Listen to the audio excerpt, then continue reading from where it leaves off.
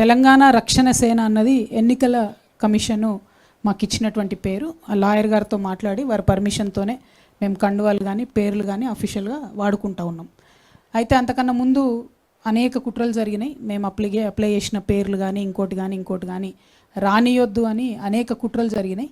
కాబట్టి చాలా వ్యూహాత్మకంగా మేము అనేకమైన టాక్టిక్స్ పాల్గొంటూ వచ్చినాం, అనేకమైన టాక్టిక్స్ని చేసుకుంటూ వచ్చినాం. అట్లా రావడం ద్వారానే ఫైనల్గా మా అప్లికేషన్, మేము తెలంగాణ ప్రజా జాగృతితో పెట్టుకున్న అప్లికేషన్ ఏదైతుందో అది మంచిగా ముందుకెళ్ళడం జరిగింది. లేకపోతే అక్కడ కూడా అనేకమైన కుట్రలు జరిగినాయని తెలిసింది కాబట్టి లాంచ్ రోజు ఆ టైం ముహూర్తం సెంటిమెంట్ కాబట్టి నేను ఆ టైంకి అనౌన్స్ చేసిన.